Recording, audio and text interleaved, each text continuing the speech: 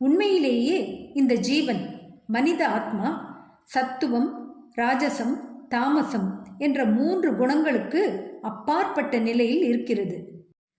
ஆனால் மனிதன் மாயையால் மறைக்கப்பட்டு தனது இயற்பண்பான சச்சிதானந்த பெருநிலையை மறந்து தானே சேவிப்பவனும் அனுபவிப்பவனும் என்று நினைத்து கொண்டு இவ்வாறாக முடிவற்ற இடர்பாடுகளில் தன்னைத்தானே சிக்க வைத்துக் கொள்கிறான்.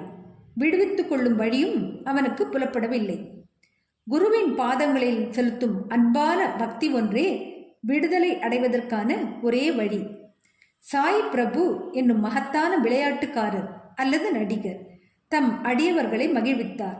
அவர்களை தாமாகவே தமது பண்புருவாகவே மாற்றம் செய்து கொண்டார். முன்னரே குறிப்பிடப்பட்ட காரணங்களால் சாய்பாபாவை நாம் ஒரு அவதாரமாகவே கருதுகிறோம். ஆனால் தான் கடவுளின் பணிவுள்ள ஒரு சேவகன் என்றே அவர் எப்போதும் கூறினார்.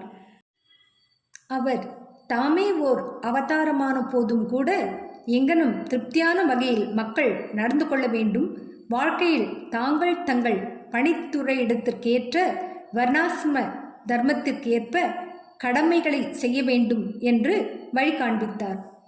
அவர் ஒருபோதும் எந்த வகையிலும் மற்றவர்களை போட்டியிட்டு மேம்பட்டு முயற்சியை கொண்டதில்லை அல்லது தமக்காக ஏதேனும் செய்யும்படி அவர்களை கேட்டதில்லை.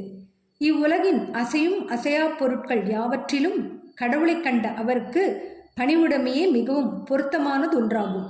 ஒருவரையும் அவர் புறக்கணித்ததில்லை அல்லது மதிக்காமல் இருந்ததில்லை. நாராயணனை, கடவுளை சர்வ ஜீவராசிகளிடமும் கண்டார். நான் கடவுள் என்று ஒருபோதும் அவர் சொன்னது இல்லை. ஆனால் தான் ஒரு பணிவுள்ள சேவகன் என்றும் எப்போதும் அவரை நினைவில் வைத்திருப்பதாகவும் கூறினார். அல்லாஹ் மாலிக், இறைவனே எஜமானன் என்று எப்போதும் உச்சரிப்பார்.